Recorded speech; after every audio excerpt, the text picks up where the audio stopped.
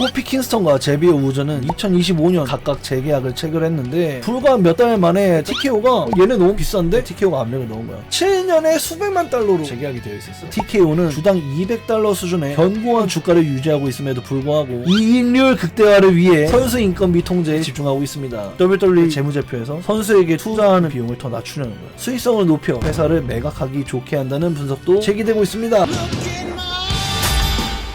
기만 레인즈라는 뉴스인데요. 로만 레인즈의 활동 계획을 두고 팬들 사이에서 논란이 일고 있습니다. 레슬매니아 42 이후 기자회견에서 그는 파트타임 일정에 대한 비판을 의식한 듯 파트타임 같은 개소리는 집어쳐 풀타임이다 라고 외쳐서 모두를 열광하게 했는데요. 보도에 따르면 6월 예정된 WWE 로어 일정에서 그의 이름이 제외된 것으로 알려졌습니다. 특히 해당 기간의 일정들이 해외 투어로 구성되어 있어 그가 해외 이동을 기피하는 것이 아니냐는 추측이 제기되고 있습니다. 공개적인 약속과 상반된 행보에 대해서 팬들은 실망감을 나타내고 있습니다. 아니 이게 유럽 투어거든요. 예, 유럽 투어고 심지어 이제 이 모계가 이탈리아 쪽이잖아. 그래서 이탈리아에서 뭔가 특별한 장면이 나오나? 약간 난 좀 개인적으로 그렇게 기대를 했어요. 이제 중계를 준비하는 입장에서 아씨 또 유럽 가네 이러면서 좀 싫었지만서도 또 이탈리아 가면은 로만 레인즈 뭔가 좀 멋있는 장면 나오나 약간 이런 생각했는데 아니다. 그냥 안 나온다. 우리 이 레슬매니아 입중계 재밌게 하고 나서 로만 레인즈 기자회견해요. 이거 좀 통역해주세요 해갖고 내가 팬들이 그래가지고 딱 틀었는데 딱 되게 멋있게 로만 레인즈가 cut the crap, part-time shit 막 이러면서 파트타임 개소리 집어쳐 풀타임이다 막 개멋있게 얘기하고 막 여기 뒤에 얘네 관중들 막 우와 막 이랬었는데 구라였다. 쉬었음 청년 레인즈, 기만 레인즈, 휴가 레인즈 이럴 줄 알았다. 그러니까 5월 풀타임, 5월은 풀타임이긴 했어. 5월은 풀타임이긴 했어요. 네, 브론슨 리드에게 진 거 복수하면서 잡아먹을 거라는 얘기도 있던데 그게 당연한 순환이죠. 예, 브론슨 리드가 로만 레인즈를 이기는 거는 브론슨 리드에게 굉장한 은혜죠. 은혜. 그러고 나서 부상 복귀 후에 로만 레인즈를 상대하는 것도 은혜예요. 패배 이런 건 중요하지 않아 브론슨 리드에게. 오히려 로만 레인즈가 브론슨 리드를 잡아오는 건 너무 당연한 순환이다라고 생각이 됩니다. 예. 여기서는 이제 로만이 개근한다고 써있어요. 예, 이게 근데 5월 2일짤이죠. 5월 2일짤. 이때만 해도 개근할 것처럼 발표가 되어 있었고 하지만 그렇지 않았죠. 기만 레인즈가 되어버렸다. 로만 레인즈가 6월에 로 예고에서 빠졌습니다. 기만 레인즈, 구라 레인즈, 로만 라이즈 이렇게 보시면 되겠습니다. 풀타임 레인즈를 해서 호감도 상승했다가 쉬었음 청년되고 호감도 떡락함. 그니까 나랑 정확히 느낌이 똑같네. 너무 나도 똑같이 느껴요. 네. 멜처가 또 뭐라 했구만. 6월에 나이트 오브 챔피언스에 안 나올 거라서 TV쇼로 안 나올 거다. 그러네. 나이트 오브 챔피언스 리아드가 6월이니까 그 6월에 맞춰서 TV를 안 나오는 거구나. 다음 뉴스입니다. 멈췄더니 락키라는 뉴스인데요. 헐리우드 명예전당 거리 행사에 참석했던 드웨인 더 락 존슨이 행사 직후 경찰에게 차량이 세워지는 해프닝을 겪었습니다. 사유는 차량 윈도우 썬팅 농도 위반인 것으로 알려졌습니다. 워낙 인지도가 높은 스타인 만큼 사생활 보호를 위해 짙은 틴팅이 불가피했으나 규정 위반에 해당한 것입니다. 현장 보고에 따르면 존슨은 경찰의 검문에 매우 침착하고 협조적으로 임했으며 별다른 마찰 없이 짧은 대화 후에 현장을 떠났습니다. 그래서 이게 영화 옛날 정글 크루즈 있잖아. 그 에밀리 블런트랑 같이 나온 거. 그때 둘이 엄청 친해져서 헐리우드 절친으로 유명한데 그래서 에밀리 블런트가 헐리우드 명예거리 행사에 등록이 됐어요. 등록이. 그래서 이제 그걸 축하해 주려고 포르쉐를 몰고 가다가 이 미국은 썬팅을 틴팅이라 해. 이 틴팅이 너무 짙게 돼 있어서 그냥 새까마니까 너무 새까만 거 아니요 하고 이제 경찰이 딱 잡았는데 창문이 쓱 내려오더니 더락이야. 더락. 헐리우드에서 제일 몸값 높은 사람이 갑자기 나와가지고 미안합니다 막 이래가지고 극적으로 타결해가지고 많은 화제를 모았습니다. 이게 영상이 있어요. 영상이 있는데 굉장히 재밌습니다.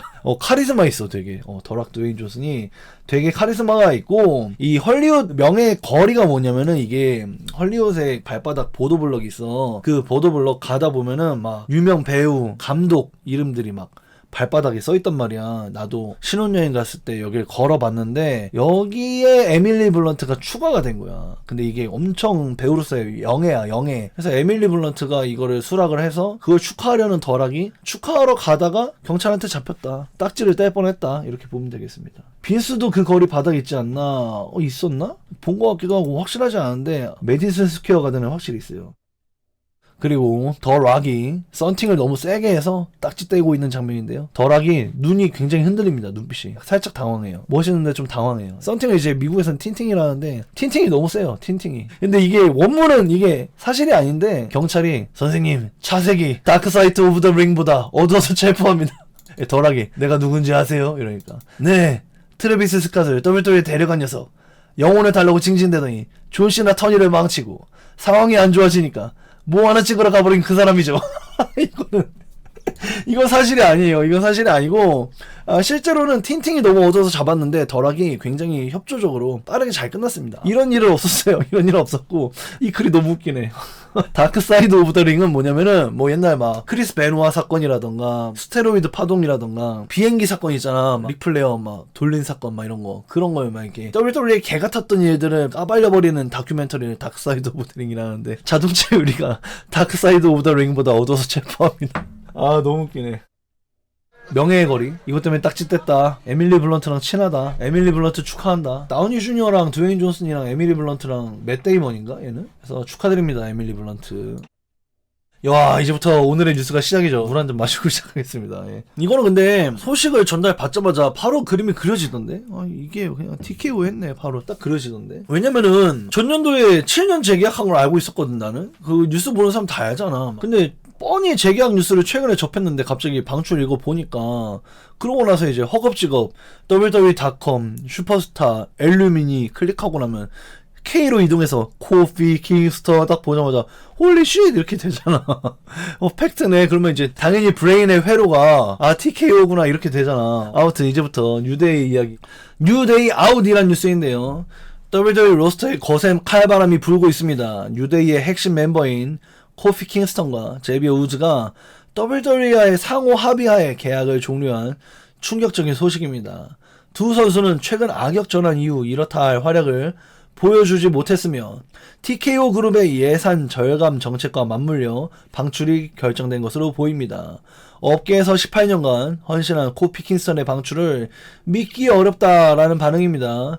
현재 AEW 내 주요 선수들이 이들의 영입을 강력히 추진 중이며 MJF는 SNS를 통해 이들의 유행어를 인용하며 조롱 섞인 영입 제안을 던지기도 했습니다. 또한 MFT의 조력자였던 탕가로아와 제이시 마테오 역시 입단 1년 만에 방출 명단에 이름을 올렸습니다. 통가로아와 제이시 마테오는 워낙 부진해서 논란이 전혀 되지 않는 모습이지만 뉴데이는 논란인데요. 알투르스에 이어서 또 한 명의 장기 근속자 코피가 이별함에 따라 이제 이 회사에 휴머니즘이 없다. WWE 라이퍼는 존재하지 않을 것이다 라는 이야기가 많은 이의 공감을 사고 있습니다.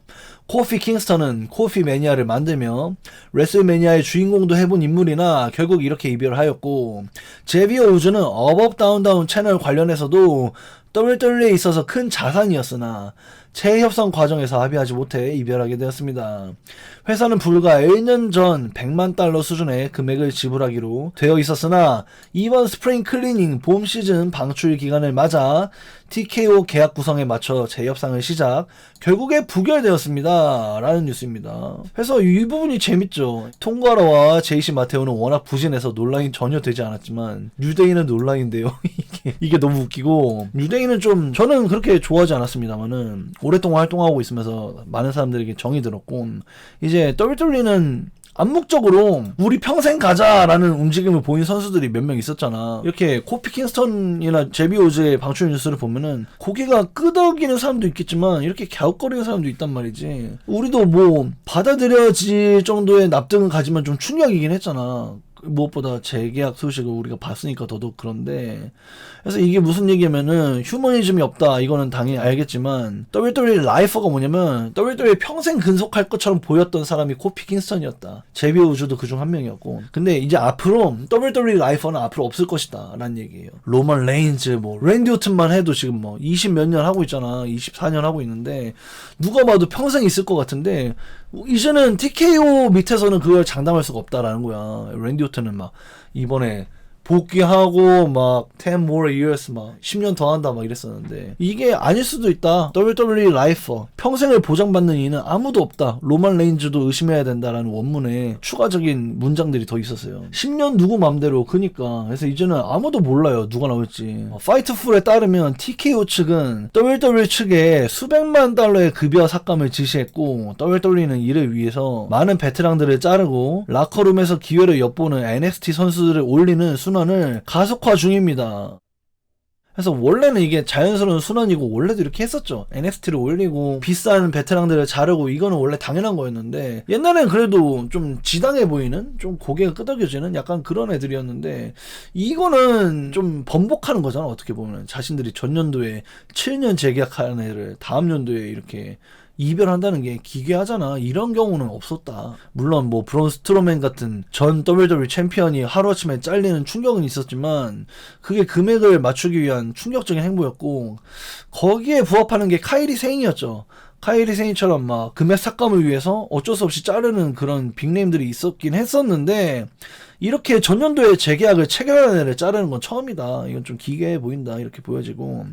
그래서 이 가로친 부분은 저의 개인적인 의견인데 제비어 우주도 이제 컨시퀀시스 크리드 TNA 초창기 엑스디비전 AJ 스타일스의 라이벌 시절부터 봐봤는데 WWE에 영입되면서 NXT의 쩔이었는데 어쩌다 보니까 뉴데이로 엮이게 되면서 처음에는 막 흑인 가스펠 뉴데이 그룹 악역 막 이랬었는데 거기서 약간 유쾌한 버전으로 하면서 갑자기 떡상해갖고 자신의 커리어를 완전히 개도보 시켰잖아요. 뉴데이 만들면서 코피 킹스턴도 ECW 때 슈퍼루키로서 개성을 뽐내면서 많은 사람들에게 지지를 받으면서 나중에 코피 매니아 WWE 챔피언까지 했던 모습들을 모두가 봐왔잖아. 우리는 이제 예전 80년대 레슬러들을 보는 거랑은 좀 다른 시선으로 보게 되잖아요. 그들의 전성기를 심지어 내가 8살 때부터 보긴 봤으니까 봤습니다만은 제대로 기억이 안 나요. 8살 때 본 언더테이커, 얼티밋 워리어 막 엄청나게 잘 기억나진 않아. 근데 이제 이런 애들은 얘기가 달라요. 우리는 처음부터 끝까지 다 봤잖아. 존 시나 같은 경우도 처음부터 끝까지 다 봤잖아. 우리는 이제 좀 다른 입장에 있어. 우리가 이 시작부터 끝까지 다 본 선수들을 이별하는 거, 뭐 은퇴하는 거, 사망하는 거 약간 그런 시절을 이제 보게 될 거야. 그래서 좀 이 뉴데이의 갑작스러운 결별이 좀 많은 충격을 주고 있습니다. 그래서 아까에 대한 후속 뉴스인데요. 갑자기 말을 바꿔? 라는 뉴스입니다. 코피 킹스턴과 제비어 우즈는 2025년 9월과 10월에 각각 재계약을 체결했는데 불과 몇 달 만에 WWE와 상호 합의하에 결별했습니다. 이 놀라운 결정의 배후에는 TKO 그룹 홀딩스와 연계된 계약 구조 조정 문제가 자리 잡고 있습니다. 알바레즈와 주요 매체에 따르면 TKO 측은 기존에 체결된 계약을 새로운 TKO 내부 기준에 맞춰 수정할 것을 제안했으나 뉴데이 측이 이를 거부한 것으로 확인되었습니다. 즉 계약 기간이 만료된 것이 아니라 TKO가 제시한 새로운 조건에 동의하지 않아 선수들이 직접 방출을 요청한 것입니다. 이게 뭔 소리냐면 WWE랑 재계약을 했어요. 작년에 7년에 수백만 달러로 재계약이 되어 있었어. 뉴데이는 당연히 뭐 기분 좋았겠지. 아 이제 앞으로 뭐 7년간은 걱정 없겠구만 이렇게 생각했는데 근데 갑자기 TKO가 얘네 너무 비싼데? WWE 너네 이거 재조정해봐. WWE 쪽한테 TKO가 압력을 넣은 거야. 너네 이거 다시 재조정해. 그래가지고 이제 WWE가 TKO가 다시 이거 좀 다시 어떻게 해보래. 너무 비싸대. 해가지고 제비오즈랑 코피가 다시 이거를 재조정해야 되는 입장이 온 거야. 계약의 세부 조항들을. 당연히 금액적인 면에서 많은 삭감이 있었겠지. 예, 바비 레슐리도 절반 넘게 깎여가지고 개 같네 이러면서 AW 갔잖아. 그런 것처럼 코피도 거의 비슷한 케이스야. 근데 좀 다른 부분이 있다면 이제 레슐리 같은 경우에는 방출 시즌하고 재계약 협상이 맞물린 케이스고 얘네는 전년도에 재계약을 했는데 잉크가 마르기도 전에 갑자기 TKO의 압박으로 인해서 WWE가 세부 디테일을 바꾸는 거잖아. 굉장히 화가 났을 것 같다. 아싸 개꿀 넘어왔다. 그러니까 이제 밑에서 계속 입 벌리고 있거든. 막 이렇게 이러면서 영벅스 대 뉴데이 AW 게임즈 이제 완전히 떡상할 것 막 이러면서 AWS도 굉장히 좋아할 만한 소식이긴 해요. 이게 좀 말이 안 된다라고 생각이 됩니다. AJ 스타일스가 계속해서 회사하고 이별하고 있는 이들에게 절대 주눅들지 말아라. 여기가 너희들의 끝이 아니다. 이렇게 AJ 스타일스가 장문에 인사를 남겼어요. 그래서 다음이 무엇인지 찾아보아라. 그래야 너가 또 레슬링 계속 할 수 있을 것이다. 너희 자신을 파괴하지 말아라. 너무 좌절하지 말아라. AJ 스타일스에 충고가 있었습니다. 이 선수도 정말 업앤다운이 많았잖아. 좋은 날도 많았고 힘든 날도 많았기 때문에 WWE랑은 해피엔딩입니다만은 어쨌든 AJ 스타일스가 이렇게 작별한 동료들에게 얘기하고 있습니다. AJ는 은퇴했는데 왜 연봉이 왜 이렇게 세냐고 자르라고 AJ가 기껏 사람들을 이렇게 위로해줬는데 AJ도 잘린다고. 그러니까 그런 일이 지금 뉴데이한테 벌어진 거야. AJ가 코치 계약을 맺었는데 몇 달 뒤에 잘린다 생각해봐. 그런 일이 뉴데이한테 벌어진 거야. 작년에 7년 재계약으로 수백만 달러를 약속받았는데 갑자기 이번에 잘린 거야. 왜냐면 그 계약을 조정해야 된다고 갑자기 TKO 쪽에서 WWE 압박을 넣어서 WWE가 너네 계약 다시 하래 해갖고 그런 일이 지금 벌어진 거야. AJ가 지금 잘리는 게 말이 안 되잖아. 그런 일이 지금 뉴데이에게 벌어진 거야.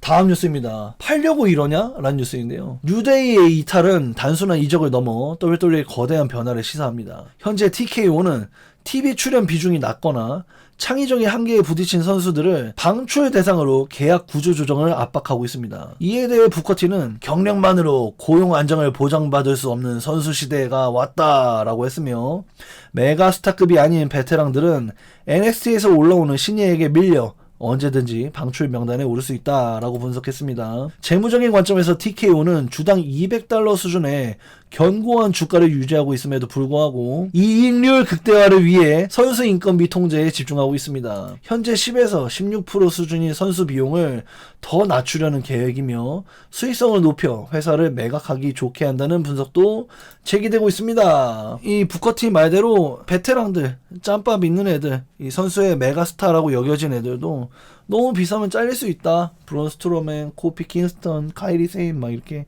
될 수 있고 이들은 NXT에 스타성 있는 선수들에 의해서 물갈이 될 것이다. 얘네는 싸잖아. JCJ는 훨씬 싸잖아. 카이리 세인보다 한 5배 넘게 쌀 텐데.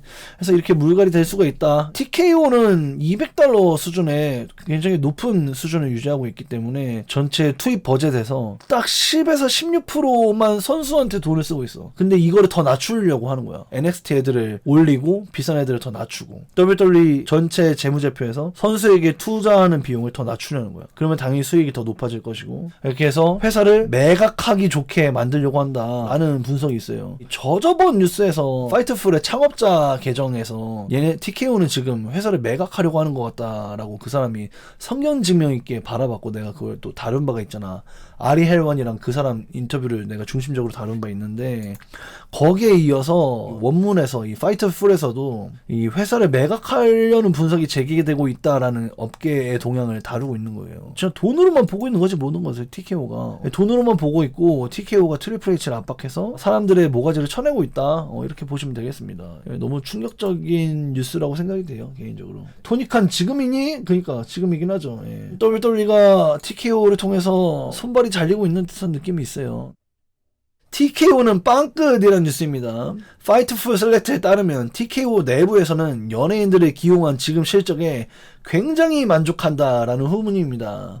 이로 인해 WWE에서 앞으로는 연예인을 활용할 것으로 보이며 실제로 여전히 스테판 A 스미스를 여름 시즌에 투입하기 위해서 빌드업하고 있습니다.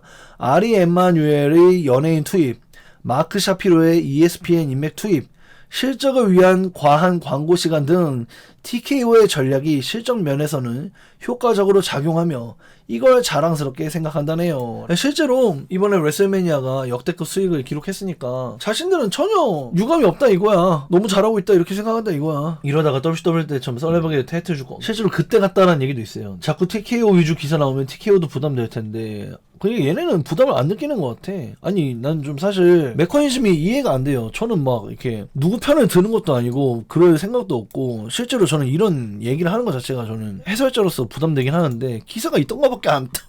결국에는 회사는 돈을 생각하는 것 같고 팬들은 그게 너무 싫은 것 같고 근데 어떤 기조에서 이게 허용되는지 모르겠는데 코디 로저는 심지어 TKO에게 슛을 날리고 있잖아. 이게 어떻게 허용되고 있는지 이 메커니즘이 난 잘 이해가 안 되네. 10일 전 스맥다운에서 코디 로저가 자꾸 나를 방해하는데 아쉽게도 3대 0이야 막 이러면서 막 누가 봐도 TKO를 얘기한 거잖아. 40에서는 더락과 TKO가 메인 이벤트를 바꾸려고 했고 41에서는 트래비스 스캇 집어넣고 막 본인을 턴인시키려고 했고 42에서는 젤리롤 팬 메가핀 막 넣었었는데 그래서 코디 로즈가 누군지 대상을 얘기 안 하잖아요. 누군지 대상을 얘기 안 하고 카메라를 보면서 막 0대 3이야 막 이러잖아. 그게 TKO를 향한 슛이다. 사람들이 다 이렇게 얘기하고 있고 실제로 맞죠.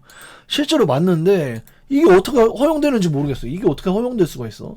삼치의 몸부림 같은 맞지? 맞아. 삼치의 몸부림이 맞는데 그 몸부림이 어떻게 허용되냐고. 어떻게 그게 방송 전파를 탈 수 있는지 는 이해가 안 돼요. 약간 그런 건가? 누구라고는 말 안 했잖아요. 막 마크 샤피로랑 아리 엠마뉴엘이 야 너 이거 우리 얘기하는 거야? 아닌데? 아닌데? 이렇게 하고 있는 건가? 잘 모르겠어요. 이런 볼드한 움직임이 해서 지금 뭐 강한 빈스 같은 경우에는 이게 워게임으로 연결될 것이다. 그래서 WWE 대 TKO 워게임을 할 것이다. 이렇게 서바이벌 시리즈를 내다보고 있는데 저는 잘 모르겠어요. 이게 어느 정도 최소한 슛 정도는 검수하고 보내는 것 같네요. 이렇게 슛하면 저렇게 하면 돈 됩니다. 그래서 이게 좀 전 신기하긴 합니다. 다음 뉴스입니다. 친구야 못 참겠다라는 뉴스인데요. 명예의 전당 헌액자 케빈 내쉬가 자신의 팟캐스트 클릭 디스를 통해 현 TKO 체제를 비판했습니다. 내쉬는 과거 빈스 맥맨 시절에는 수뇌부와 선수 사이의 유대감이 골든 에라와 같이 돈독했으나 현재 경영진인 TKO는 선수들을 데이터와 숫자로만 판단한다고 지적했습니다. 특히 그는 올해 열린 레슬매니아 41을 두고 주말 내내 영혼이 없는 행사처럼 느껴졌다라고 하며 팬들 사이 터져나오는 차가운 여론에 힘을 실었습니다. 골든 에라 때 숀 마이클스, 트리플 H, 스톤 콜드, 언더테이커는 이 빈스 맥맨의 충실한 부하였잖아. 그랬는데 그런 유대감이 지금 세대의 스타와 TKO 간에는 느껴지지 않는다. 그래서 여기에 관련해서도 유대이도 같은 맥락이라고 생각이 되고 이 TKO가 모든 걸 다 숫자로만 보고 있잖아요. 그래서 뭐 예를 들면은 쇼의 품질이 낮아졌고 레슬매니아에 너무 많은 광고 분량으로 인해서 팬들은 뿔이 나 있는데 뿔이 나던가 말던가 우린 돈 더 벌었으니까 우린 잘한 거임 약간 이런 입장이라서 이 팬들과 경영진과의 그 입장 차이가 첨예합니다. 첨예한데 이 첨예한 와중에 우리가 믿고 있지 않던 케빈 내쉬가 우리 편을 들었다. 이렇게 볼 수 있겠죠. 원래 이제 트리플 H의 충실한 개였는데 이번에 좀 충원을 했다? 이렇게 볼 수 있겠습니다. 내부도 물갈이란 뉴스인데요. 화면 속 선수들을 넘어 무대 뒤의 제작진에게도 영향을 미치고 있습니다. 25년 동안 TV 제작 디렉터로 활동한 게빈 오시아어가 회사를 떠나게 되었습니다. 커리어 SNS, 링크드인을 통해서 WWE에서의 25년을 회상하면서 오랜 시간 자신의 정체성을 일과 동일시했기에 이번 해고라는 변화가 낯설고 두렵기도 하지만 시련을 통해 회복에 대한 탄력성을 배우고 있다라는 심경을 전했습니다. 업계에서는 TKO 그룹이 기존 WWE의 장기 근속자들을 UFC나 외부 경영진으로 교체하려는 움직임의 일환으로 보고 있으며 이에 대해 기업의 효율성 추구가 기존의 조직 문화를 해칠 수 있다라는 우려도 나오고 있습니다. 이게 그러니까 지금 물갈이하고 있어요. 내부에서도 TKO 쪽에서. 그래서 WWE에 오래 근속한 충성도 있는 인물, 그런 인물들이 몸값이 비싸고 그래서 직원들도 오래 근속할수록 몸값이 비싸니까 이런 애들도 물갈이가 되고 있다. 그래서 이게 TKO에서의 혹은 ESPN에서의 간부진을 집어넣으려는 게 아니냐, 혹은 뭐 더 몸값이 싼 사람을 집어넣으려는 게 아니냐. 어쨌든 간에 TKO는 WWE 사람을 쳐내고 자신들의 사람을 집어넣고 있는 최근에 그 사태들이 여기저기서 눈에 보이고 있어요. 최다 물갈이네. 그니까요. 진짜 사모펀드 회사 창내는 것처럼 똑같이 굴리네. 진짜 되팔렘 하나. 그니까. 챗 GP 트리플 H 프로듀스 바이 폴 르벡 리피팅 챗 GPT TKO가 얘를 갖고 놀라고 광대 분장 시키고 있다. 이런 식으로 TKO가 흥망이다 이렇게 보여주고 있어요. 근데 나는 사실 그렇게 생각해요. 아무리 해명을 해도 계속 억가를 당하고 있는데 나는 진짜 솔직히 계속 처음부터 이렇게 얘기했지만 이렇게 생각해요. 이 쇼를 구성하는 건 트리플 H가 맞아. 이 젤리 룰 이런 거 투입하는 애들은 TKO야. 로건 폴도 어쩌면 그랬을 수 있고 그런 건 TKO야. 광고 겁나 많은 거 TKO야. 레슬매니아 망친 거 TKO 맞다고. 이번 삭감하고 자른 거 TKO가 맞잖아. 물론 명단은 트리플 H가 짰지만 TKO가 WWE 죽이고 있네 라는 짤이에요.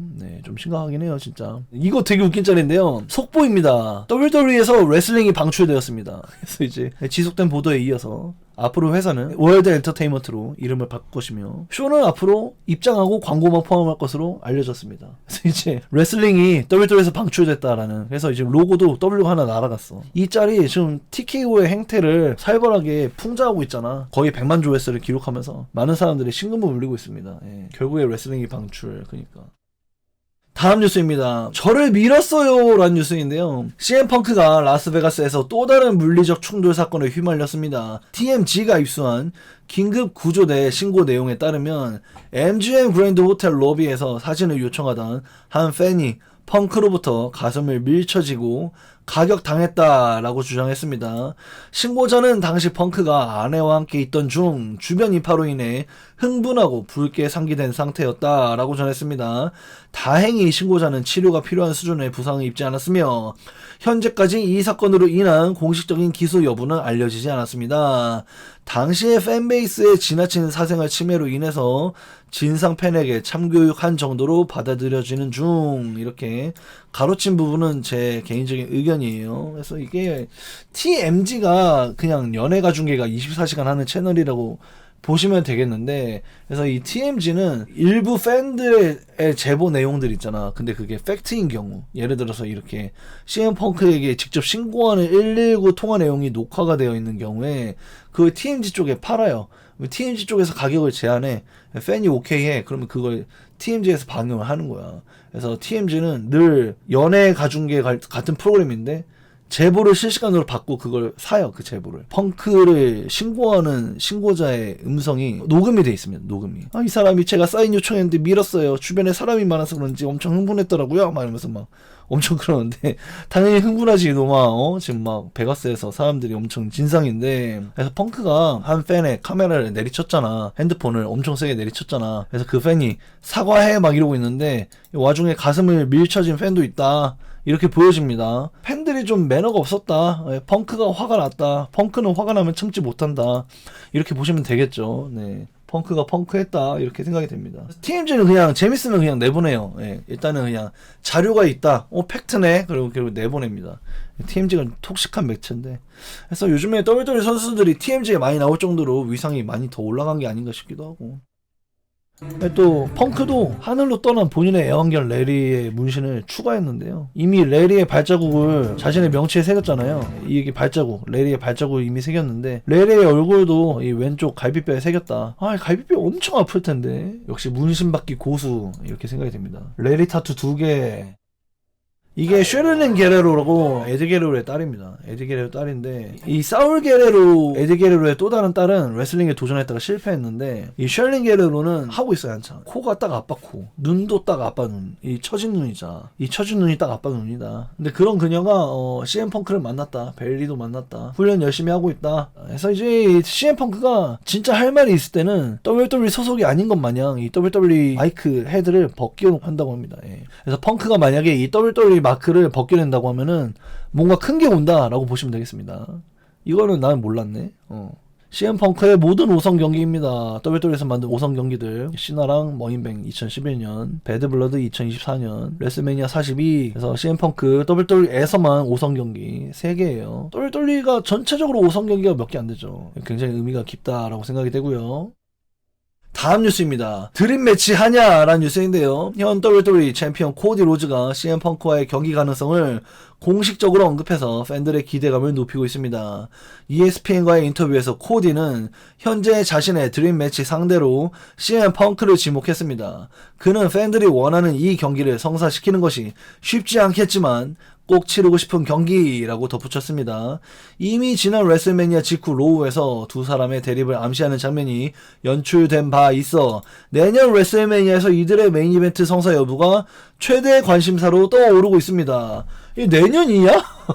네, 아무튼 내년인 것 같아요. 뭐 모르겠어요. 오문도 추측이니까. 펑크가 USA 네트워크의 강력한 요구로 인해서 스맥다운으로 이적할 것이다, 막 이렇게 막 뉴스가 막 불어오르고 있었는데, 갑자기 군터 슬리퍼 이러니까 막 뭐지? 막 나도 어지럽네 막 이랬었는데, 일단은 펑크와의 경기는 확실히 드림 매치인 것 같아요. 예, 코디 로즈와의 레슬매니아급 대진이 맞는 것 같은데, 그때까지 끌기에는 저번 로우에서 예고하는 게 너무 가혹하지 않냐? 우리에게 1년을 기다리라는 거야 지금? 썸머슬램 정도가 적당한 것 같은데, 일단은 뭐 지켜봐야 될 것 같아요. 확실한 것은 CM 펑크는 그때 세그먼트 후에 로우의 모습을 드러내지 않고 있잖아. 아직 스맥다운에 나올 수도 있고, 또 코디 로즈랑 경기하게 되는 것은 확실히 조만간, 아무리 늦어도 내년 레슬매니아인 것 같긴 하다, 이렇게 보여집니다. CM 펑크 기대한 졸리는 아저씨다. 그러니까 슬리퍼 아저씨 왔어. 왜 이렇게 스맥다운이 왜 이렇게 가혹한지 모르겠어요. 전 개인적으로 리키 세인츠나 블레이크 몰로를 그렇게 좋아하지 않아요. 당연히 군터보다는 CM 펑크를 더 좋아하고요. 리키 세인츠 진지 기믹 말고 유쾌하게 하지. AWS 했었던 펑크랑 세그먼트 개 좋았는데. 그러게 2단 페이지랑 살짝 유쾌해질 뻔했었는데 2단 페이지랑 NXT에서 일진놀이 할 때 좀 유쾌해질 뻔했었는데 다시 또 와갖고 굉장히 남다른 포부를 밝혔죠. 그 남다른 포부를 밝힌 거 치고는 마지막 반격당하는 스팟에서도 로셴보로 하려다가 크로스로저의 목이 감기는 장면에서 살짝 보치가 났잖아. 그런 걸로 인해서 좀 온라인에서 또 말이 많아요. 리키 세인츠 별로네 막 이런 얘기가 있어요. 삼치가 푸시 주는 애들 죄다 너무 진지해져 요즘. 그렇죠. 형 펑크가 아니고 군터인데가 무슨 소리야? 이번 스맥다운에 군터가 나왔다고? 그걸 내가 어떻게 알아요? 진짜 어이가 없어. 아니 근데 스맥다운이 근데 좋았잖아요. 예, 이번 스맥다운 재밌었어요. 애프터 스맥다운이 더럽게 재미없었는데 이번 스맥다운은 진짜 하면서 계속 한빈스랑 막 재밌는데? 이러면서 봤어요. 예. 스토리도 나름 괜찮았고 삼가 진저브레드맨의 명복을 빕니다. 그거 좋지 않냐? 그거 좋은데 왜 사람들 안 좋아하는지 모르겠네. 좋았어요 이번 스맥다운. 코디 로즈를 왜 군터가 괴롭혔는지 모르겠는데 당연히 근데 명확하잖아요. 근데 챔피언 벨트를 들어올린 이상 챔피언이 되고 싶은 거지. 군터 나오자마자 브룩 은퇴 확정이네. 그러니까 폴 헤이먼이 군터가 다른 행보를 보이니까 브룩은 은퇴가 이미 끝난 거구나. 은퇴를 한 거구나 라는 생각이 든다고. 그러니까 내 생각도 그래요. 폴 헤이먼이랑 니가디스 얘기 중인 거 모은 떡밥이 그러니까 이제 폴 헤이먼에게 넌 나에게 빚졌어 그랬잖아요. 그 빚진 걸로 이제 폴 헤이먼이 매니징을 해준다. 그래서 니가디스에게 뭔가 WWE 챔피언십을 확정짓게끔 만들지 않을까. 약간 그렇게 볼 수가 있겠죠. 전 좀 그렇게 보고 있어요. 브룩은 아닌 걸로 가는데 그러니까 말이야. 그래서 이 스맥다운에서 챔피언십을 하지 않을까 이렇게 보여집니다. 군터 나름 라이벌리긴 한 맞아. 로럼 때도 파이널 2에 있었고 기억이 납니다. 재밌었죠. 그리고 이제 인터넷에 놔두고 있는 관중의 짤인데요. 적어도 우리는 이제 팬 메가피로부터 자유로워졌다라는 짤이에요. At least we are 팬 메가 free라고. 이제 팬 메가피에서 벗어난 것을 아주 자연스럽게 팬 메가피 이름에 녹아내서 화제인 짤입니다. 다음 뉴스입니다. 존 시나 복귀라는 뉴스인데요. 이번 백래시를 치르게 될 벤치마크 아레나 경기장 공식 사이트에서 백래시를 홍보하는 게시물이 최근 업데이트 되었는데요. 거기에는 존 시나가 백래쉬에서 복귀할 것이라고 써 있습니다. 물론 호스트나 링 액션을 제외한 출연으로 보여집니다만은 현재로선 정확한 그의 역할은 정해지지 않은 듯합니다. 많은 이들이 시나가 WWE의 더 모습을 드러낼 듯한 포스팅을 했을 때 마침 클럽 WWE 홍보 모델이었기 때문에 거기서 그치는 게 아니냐며 실망했던 최근인데요. 이제 백래시에서 또 한 번 존 시나를 볼 수 있을 것 같네요 라는 뉴스예요. 호스트라고 밝혀지진 않았습니다. 그냥 이게 벤치마크 아레나라고 백래시를 치룰 그 경기장의 홈페이지에서 존 시나가 나올 것이다. 존 시나 returns to Tampa at Backlash 이렇게만 써 있어요. 그래서 요걸 보고 사람들이 지금 기사를 쏟아내고 있는 몇 시간 전이거든요. 이게 지금 완전 최신 뉴스예요. 완전 최신 뉴스이기 때문에 그 무슨 역할을 할지는 좀 더 지켜봐야 될 것 같습니다. 내 생각에도 근데 뭐 레슬매니아 호스트에 이어서 백래시를 연달아 하는 게 식상하지 않나? 뭔가 다른 역할을 하지 않을까? 그런 생각이 들어요. 아무튼 존시나 백래시에 무조건 나오긴 합니다. 네, 일단 지켜보면 좋을 것 같습니다. 관중 발표 결국 똑같은 거 아니야 그게? 다음 뉴스입니다. 너네 이제 통화 금지라는 뉴스인데요. 메인 이벤트 현장을 아수라장으로 만든 제이코 파투는 탈락 통과를 아나운서 테이블 위로 맺히며 강력한 인상을 남겼습니다. 특히 카메라를 응시하며 백래시에서 로만 레인즈를 개처럼 끌고 다니겠다라고 선언한 대목은 이날 밤 가장 큰 환호를 이끌어냈습니다. 하지만 문제는 랜디 오튼처럼 미상의 전화를 받았는데요. 제이코 파투의 의문의 통화 내용 등 WWE가 최근 남발하고 있는 미스테리 설정들이 해결되지 않은 채 쌓여만 가고 있어서 시청자들의 몰입을 저해하고 있다라는 지적입니다. 그래서 스맥다운은 좋았는데 스맥다운 말고 SNS에 올라온 이 통화 상대 나도 알아 막 이러면서 막 어쩌고저쩌고 막 화내고 막 물건 부수고 막 하잖아. 제이코 파투가 이거 왜 계속 하냐 이거야. 심지어 이 랜디 오튼의 미스터리 콜러는 팬 메가피로 밝혀지면서 많은 사람들에게 욕을 먹었는데 아니 뭐 몇 달 되지도 않았는데 바로 또 미상의 전화가 딱 오니까 똑같은 각본을 또 하는 게 좀 창의력의 고갈 막 이런 지적도 받고 있고요. 좀 별로긴 합니다. 요금 안 냈냐 아니 뭐 말이 안 되는 것 같아요. 어떻게 안 좋은 피드백을 받은 스토리를 또 하고 있냐? 좀 이상하다 생각됩니다. 그리고 이게 미스터리 콜러예요. 아 이거 왜 하는 거야? 진짜 너무 짜증나지 않냐? Hello. 안녕. I know. I 알아. know. I 알아. know. I think. I know. 안다고? 우린 몰라. It's different. Oh, it's different now. 그때는 달랐어. 알았어. 이게 뭔데? 이거 왜 자꾸 하냐고. 이래놓고 팬메가피 나오는 거 아니야? 아니 사이 안 좋은 척하더니 뭐 하는 거야 지금? 어? 사이 안 좋은 척하더니 지금 뭐 하는 거야? 제일 신나서 막 엄청 열심히 하고 있는 거야. 개웃기네 이거 뭐냐? 제이콥 귀엽냐 그니까. 새로운 날을 맞이해라는 뉴스인데요. 현재 두 선수는 90일간 타단체 출연 금지 조항을 적용받고 있습니다. 최근에 사인한 계약서를 다시 고쳐쓰라는 TKO의 요구는 업계에서 이례적이며 논란의 여지가 있다라는 지적입니다. 한편 업계는 시선의 다른 행보에 쏠리고 있는데요. PW 인사이더에 따르면 AW 내부에서는 뉴데이의 합류에 큰 기대를 걸고 있으며 수년간 기대해왔던 영버스 대 뉴데이의 드림 매치가 드디어 성사될 것이라는 관측이 지배적입니다. 그러니까 이게 될 수밖에 없다니까. 이걸 안 할 수가 없어요. 이거 무조건 하겠지. 심지어 영버스는 뉴데이나 우소주를 엄청 축켜 세우고 있었잖아. 인터뷰를 통해서 굉장히 인정하고 있었고 이 드림 매치가 결국에 나올 것으로 보입니다. 한편으로는 더 기대가 되는 게 제비 오즈가 TNA 때는 막 드라이버도 쓰고 기술이 되게 살벌했거든. 코피도 우리는 사실 메이드 인 WWE이기 때문에 코피는 이 선수가 기술 봉인이 해제됐을 때 어떤 움직임을 보일지 우리는 상상조차 할 수 없잖아. 근데 AW는 모든 게 가능한 곳이기 때문에 이 제비 오즈하고 코피 킹스턴의 무브셋도 기대가 돼요. 고삐가 풀린 이들이 어떤 기술을 보여줄지 기대가 됩니다. 그래서 리스펙트 받는 뉴데이라는 뉴스인데요. AW 토마스 치암파가 코피 킹스턴과 제비 오즈를 향한 응원의 메시지를 보냈습니다. 치암파는 킹스턴이 이룬 수많은 업적에도 불구하고 변치 않는 인품을 지닌 점이 높이 샀으며 두 사람 모두 특별한 인격체라고 칭송했습니다. 자메이카의 혼란 속에서 자신을 개발하고 WWE 안착, 코피 매니아까지 온 코피를 존경하며 인디 시절부터 함께 합을 맞춰온 제비 오즈를 향한 칭찬 역시 아끼지 않았습니다. 그는 언젠가 다른 무대에서 그들과 만나기를 희망한다라는 바람을 덧붙였습니다. 이게 이제 AW 와라 이렇게 토머스 치암파가 말하고 있고요. 전년도 태그팀 스맥다운에 태그팀을 쏘놓았던 인물들 중에서 이제 AW로 오지 않은 인물은 이제 갈가노밖에 없을 것이다. 뭐 이런 관측도 있어요. 12년의 역사 뉴데이가 이제 막을 내렸고요. 오히려 비기가 남았다. 비기가 제일 빨리 나갈 줄 알았는데 오히려 비기가 남아서 분석관으로 일하고 있다. 프리쇼 패널로 일하고 있다. 뉴데이의 하이라이트들이죠. 코피가 챔피언 되던 시절 킹 오브 더 링이 됐던 제비 오즈, 무리오스 이거 나중에 아예 레슬매니아에서 이 상자에서 등장하기도 했고 비기도 WWE 챔피언이 됐었잖아. 정말 피크를 찍었다. 코피 킹스턴에 대한 감사를 표하고 있는 레슬 라미아의 짤인데요. 실제로 전설과도 같은 인물이 되었죠.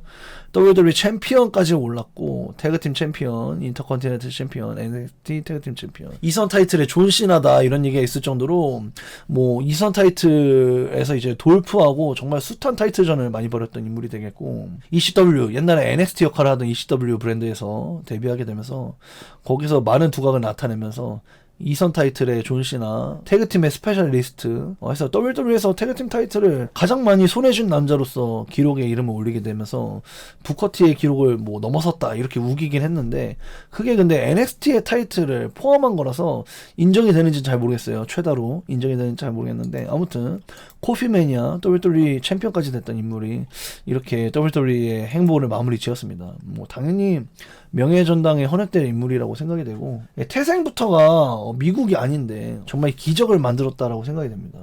그래서 코피 킹스턴 감사합니다 라면서 코피 킹스턴의 경력을 모두 전시해놨는데 코피 킹스턴 SOS 앨범 커버까지 NXT 태그팀 챔피언까지 이 브레이킹 라이츠 트로피는 뭐야? 아니 브레이킹 라이츠가 PL인 건 알아. PL인 건 아는데 이 트로피는 왜 준 거야? 브레이킹 라이츠가 로우 스맥다운인 건 알지. 아 팀 승리 트로피. 아 그건 몰랐네. 기억에서 지워졌어요. 코피 킹스턴이 WWE에 자리했던 날들은 6,675일이며 헐크 호건이 자리했던 날들은 5038일입니다. 우리가 WWE에서 호건을 봤던 날보다 코피 킹스턴을 본 날이 더 긴 거야. 그러니까 what a goat 이렇게 얘기하는 거죠. 예. 코피 킹스턴이 대단하다 이렇게 보여집니다. 예. 자메이카에서 ECW 슈퍼루키에서 월드 챔피언까지 역사를 썼죠. 그래서 아스카가 직접 올린 짤입니다. 예. 아스카가 좀 빠꾸가 없어요. 아스카가 좀 대놓고 이렇게 WWE 면박을 주고 떠나간 동료에 대한 아쉬움을 표현하고 있어요. 그래서 이제 아스카밖에 안 남았죠. 그래서 일본 원로들이랑 사이가 안 좋은 아스카가 좀 아웃사이더였죠, 씬에서.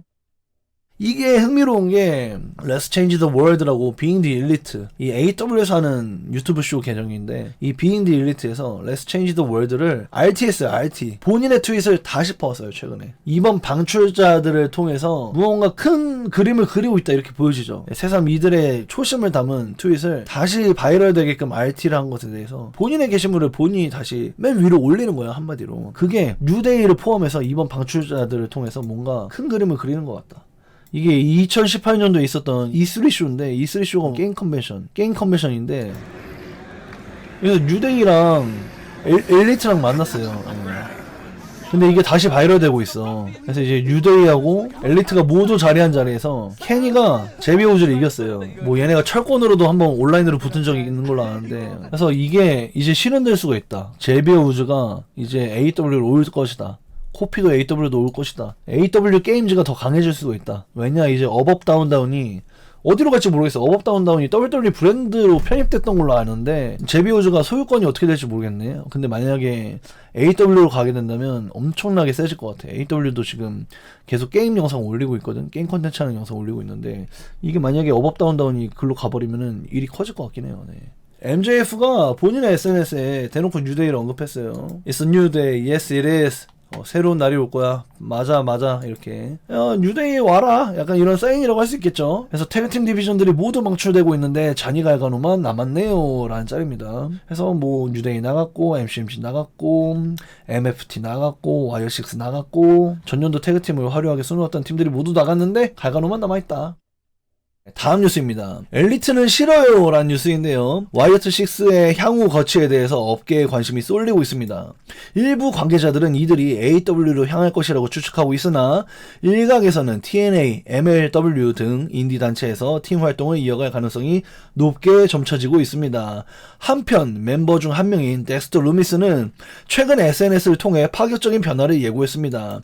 그는 인디아2L의 도움을 받아 유지해온 수염과 머리카락을 자르는 모습을 공개하며 와이어6 시절의 이미지를 완전히 탈피했습니다. 이는 90일간의 겸업 금지 조항이 풀리는 2026년 7월 24일 그가 과거의 샘쇼 기믹이나 완전히 새로운 캐릭터로 복귀할 것임을 암시합니다.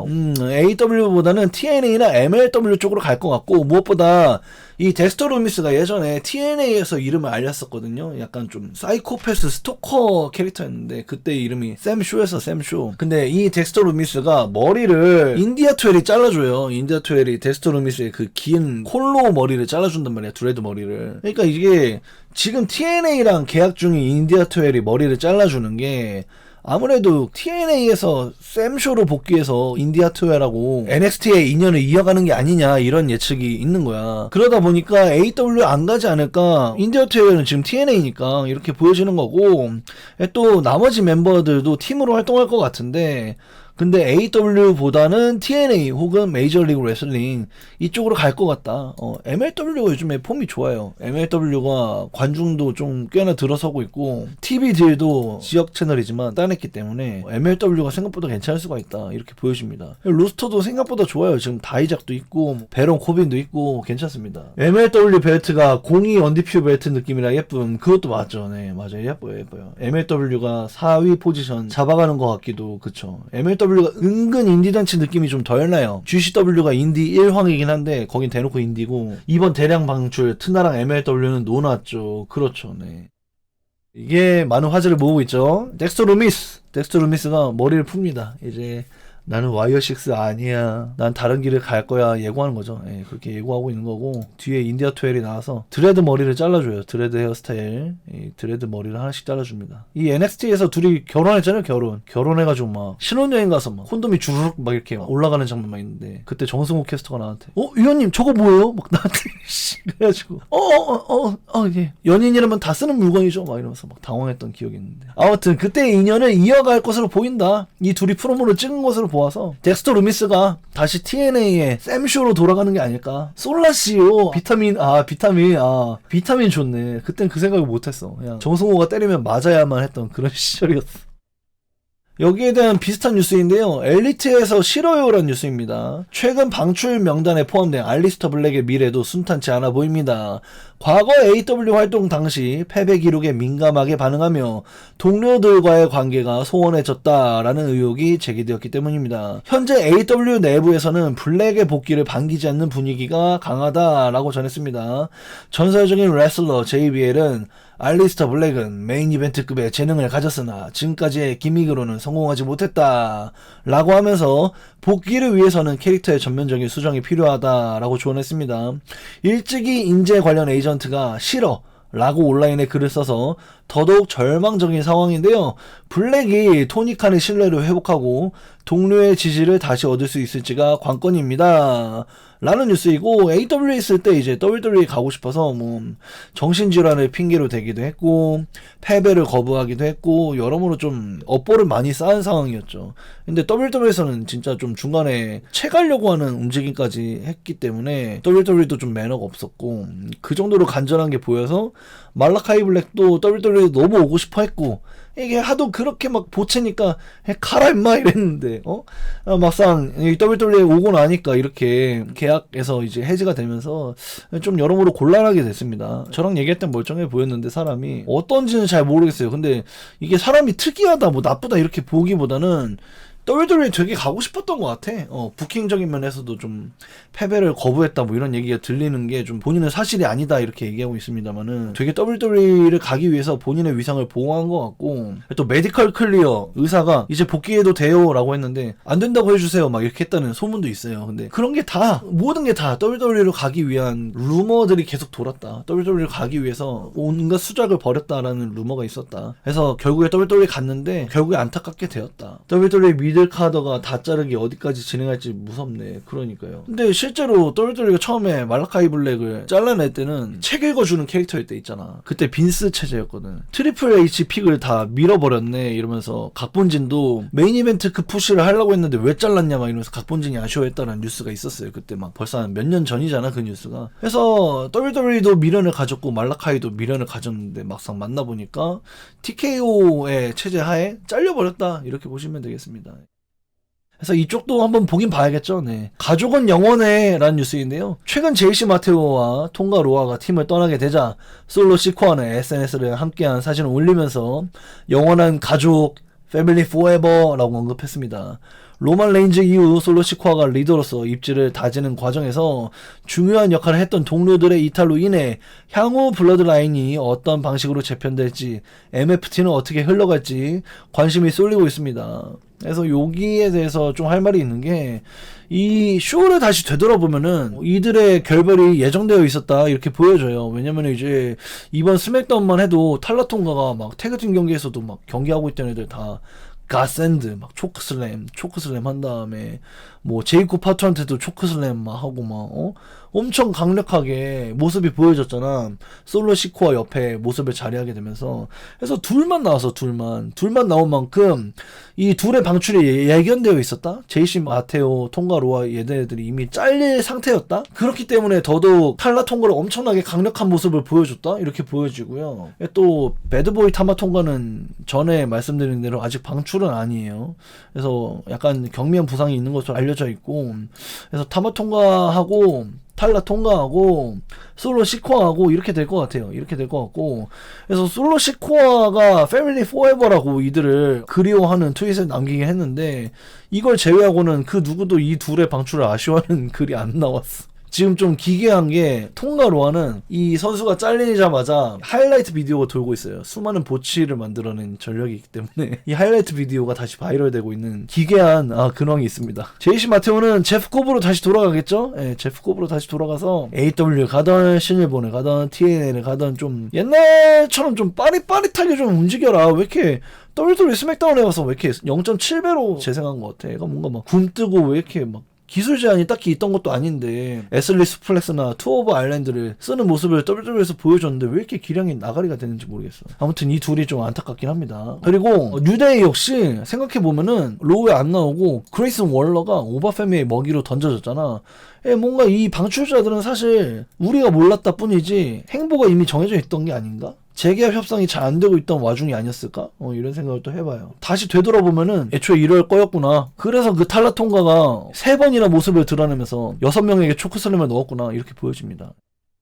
그래서 솔로시코어가 패밀리 포에버라고 글을 남겼어요. 방출된 제이시 마테오 통과 로아 그리워하고 있다. 진짜 족장님이 떠났다니 나 믿을 수가 없다 라는 그림인데요. 이거 너무 재밌습니다. The son of Haku, so you know wrestling is pumping through my veins. 레슬링은 내 피 속에 있어. 응 아니야 개 못해. 이것도 유명하죠. 너무 못해 진짜.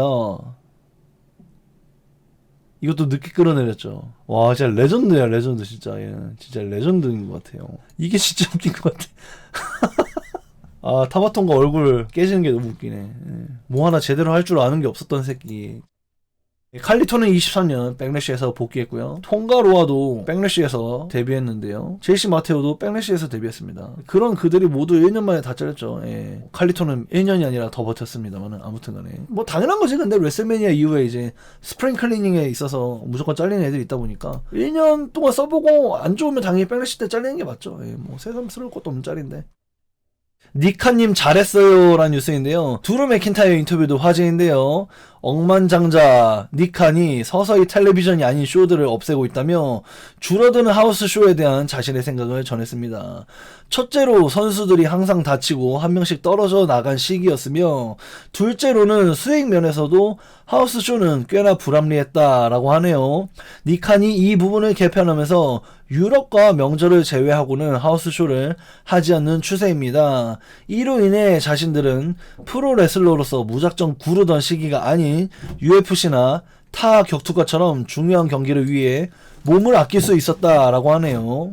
그래서 이게 무슨 얘기냐면은 드루 맥킨타이어는 이제 옛날 하우스쇼 많이 뛰던 빈스 맥맨 시절을 겪었었잖아. 방출 전에. 그때 정말 몸이 너무 아팠고 맨날 경기에 듣고 너무 피곤했고 근데 돈은 별로 안 됐고 이런 메인이나 하이 미들에서는 돈이 별로 안 됐는데 자바 입장에서는 또 하우스쇼가 간절하긴 했습니다만 아무튼 그래서 지금 WWE는 하우스쇼를 줄이고 있죠.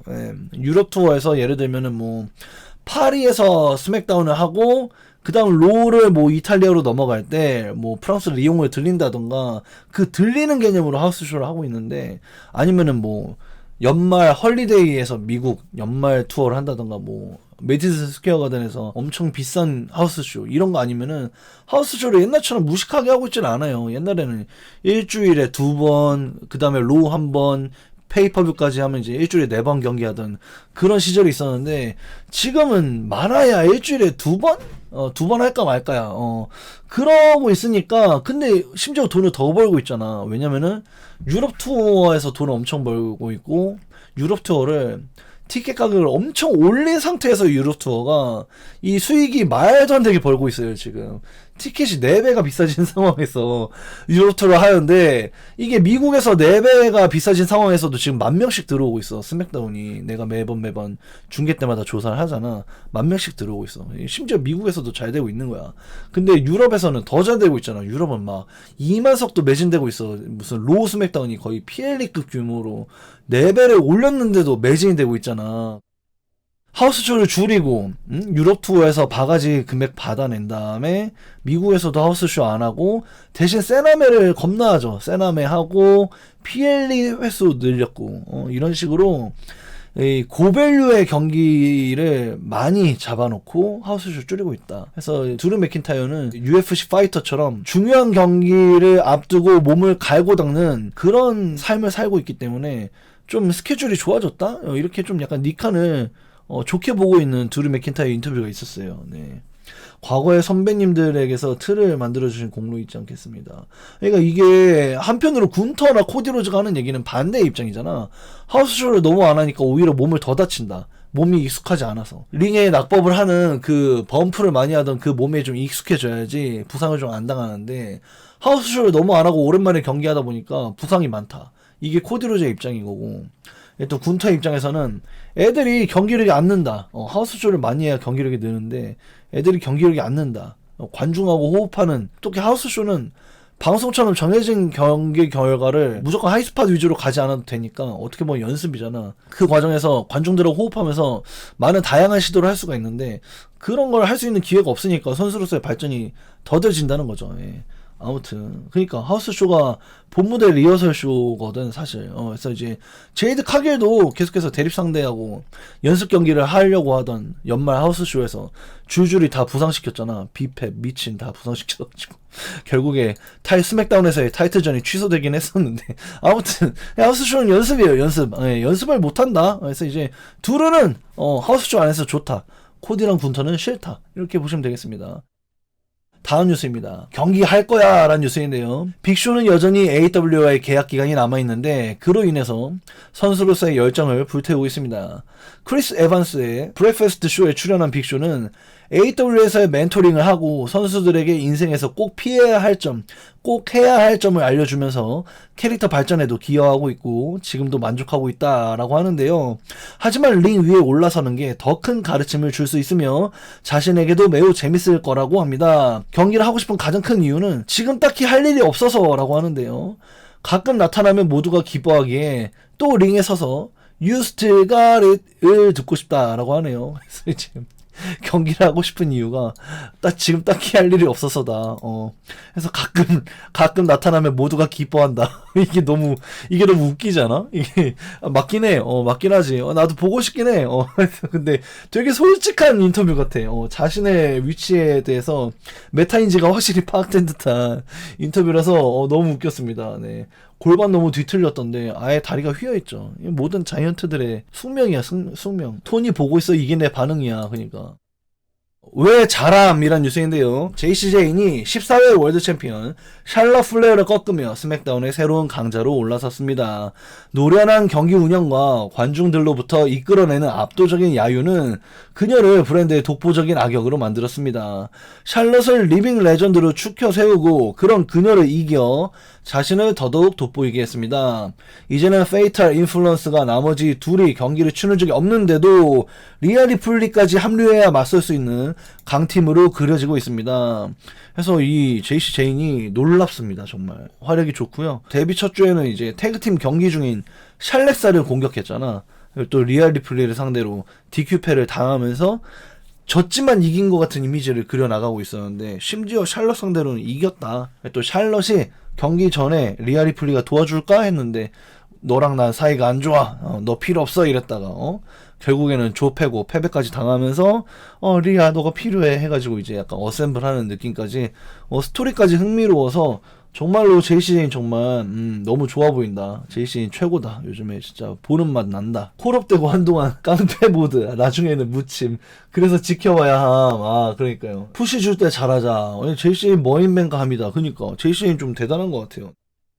그래서 JCJ인이 이제 힐로서 역할을 하고 있고 완전히 자리를 잡은 것 같다라고 느끼는 게, 나는 방금 14번 세계 챔피언 샬럿 플레어를 이겼네. 이제 막 두 번째 모습을 드러낸 날인데 계속 울어라 패배자들아 이러면서 이제 히트를 받고 있는 모습이죠. 히트를 받아서 히트를 치고 있는 모습이에요. 지금 2000RT를 받으면서 JCJ는 이제 메가스타의 반열에 오르고 있다. 슈퍼스타의 반열에 오르고 있다. 이미 스맥다운 로스터에 완벽하게 안착했다 이렇게 보여집니다. 경기까지 잘해버리니까 얘를 싫어할 이유가 없어져 버렸어. 더군다나 스맥다운에서 첫 번째 등장에서도 엄청난 야유를 했거든. 근데 이게 생각해보면은 스맥다운이 지금 130만이잖아 시청률이. 근데 NXT가 30만 40만 50만 왔다 갔다 하고 있단 말이야. 그러면은 스맥다운하고 NXT를 다 보고 있는 교집합의 합은 30만에서 50만 정도란 얘기거든, 최대로 잡아도. 근데 그 말은 JCJ는 스맥다운에서 처음 본 사람이 70만 이상이란 얘긴데, 현장 관중들의 비중도 마찬가지로 JCJ는 안 본 사람이 7, 알고 있는 사람이 3 정도일 거 아니야. 근데 첫 등장부터 정말 완벽한 야유를 역대급으로 받아내는 걸 보면서 얘는 내가 생각한 것보다 더 큰 존재구나라는 걸 새삼 느끼고 있어요. 네. 그러니까 진짜 얘는 좀 남다른 성장을 보이고 있는 것 같아. 다음 뉴스입니다. 베가스 갔는데 란 뉴스인데요. 과거 레거시의 일원이었던 테드 디비아시 주니어가 레슬매니아 현장에 있었음에도 불구하고 방송에 출연하지 않은 이유가 밝혀졌습니다. 보도에 따르면 제작진은 랜디 오튼과 코디 로즈의 대립 구도가 이미 완성되어 있다고 판단하여 디비아시 주니어의 투입을 진지하게 고려하지 않았다라고 합니다. 테드 디비아시가 무죄를 축하하는 인터넷 방송 중 받은 전화는 레슬컨 전화였으며 WWE 측에서는 정작 어떤 연락도 받지 못했다라고 하네요. 그래서 그때 무죄하고 이제 그걸 축하하는 줌 화상 인터뷰에서 갑자기 전화가 와서 베가스요? 당장 예약해요! 막 이래가지고 야 레슬매니아 연락 받았냐? 이랬는데 아니었고, 레슬 컨벤션, 레슬컨에서 이제 팬들하고 사진 찍고 막 사인하고 막 그 이벤트 그거 섭외 전화였다. 또 심지어 객석에 앉아 있었잖아요. 이 레슬매니아 관중으로 앉아 있었는데 그냥 관중이었다. WWE는 이미 팬 메가피를 집어넣어서 대립 구조가 이미 완성되어 있다라고 판단했기 때문에 애초에 테드 디비아시를 투입할 생각이 없었다, 이렇게 전해지고 있습니다. 네. 솔직히 저기 나와서도 어색했을 때 누구 편 들어도 누구 한쪽 편을 들게 되면은 그 뒤로 약간 계속해서 나와야 되는 입장이 되지 않았을까? 근데 이제 막 무죄가 된 애가 뭐 항소심이 있을 수도 있는데 바로 또 쓰기는 좀 애매했을 것 같다라는 생각이 듭니다.